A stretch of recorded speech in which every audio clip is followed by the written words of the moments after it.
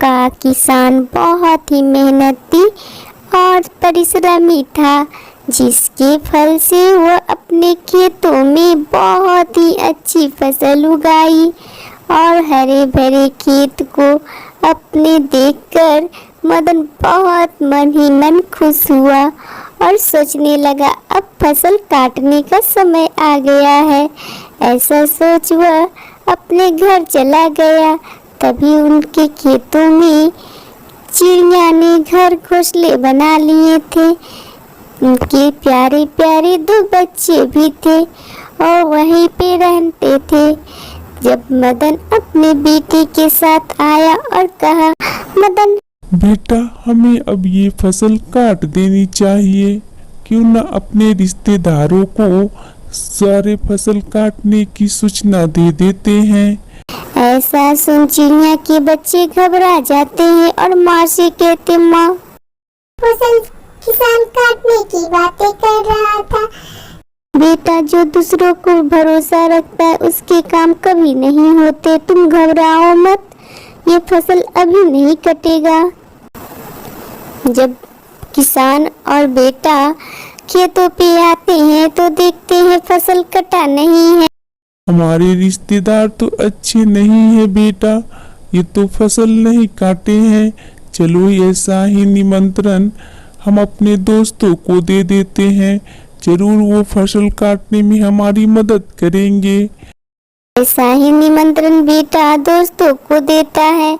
चिड़िया के बच्चे सुनकर घबरा जाते हैं और माँ को कहते, माँ जी, अभी तो हम छोटे हैं, हमारे पर भी नहीं निकले हैं और किसान ने अपने मित्रों को आमंत्रित किया है। तभी चिड़िया कहती, घबराओ मत, उसके काम नहीं होंगे।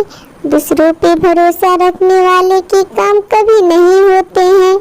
दूसरे दिन भी जब किसान और उसके बेटे खेत को आकर देखते हैं तो फसल नहीं कटा रहता है, जिसके देखकर किसान बहुत दुखी होता है और अपने बेटे से कहता है, किसान, हमारे दोस्त भी अच्छे नहीं हैं, देखो वो हमसे जलते हैं, तभी तो हमारा खेत में एक भी कोई मदद करने नहीं आया है। सुबह किसान जब खुद से आकर कहता, बेटा, हमें अपना काम स्वयं करना चाहिए। हम दूसरों पे भरोसा कर रहे हैं, जिसकी वजह से हमारे काम नहीं हो रहे हैं। चलो अब तुम सारा सामान लेकर खेत का आना और हम दोनों मिलकर खेत को काट लेंगे।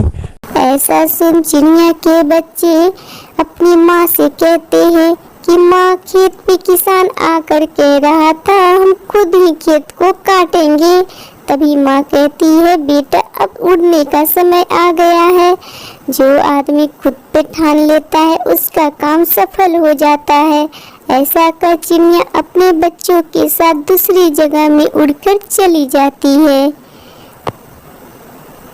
Subscribe, like, share, comment please.